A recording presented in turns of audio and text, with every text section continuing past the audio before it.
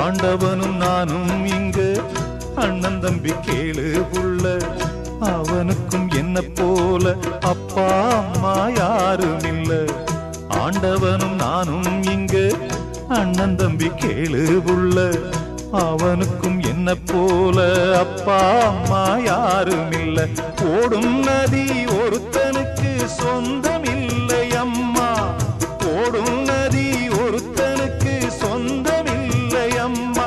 இங்கு ஓட்டை கூரை வீட்டுக்காரன் சொந்தமெல்லாம் சும்மா, இங்கு ஓட்டை கூரை வீட்டுக்காரன் சொந்தமெல்லாம் சும்மா.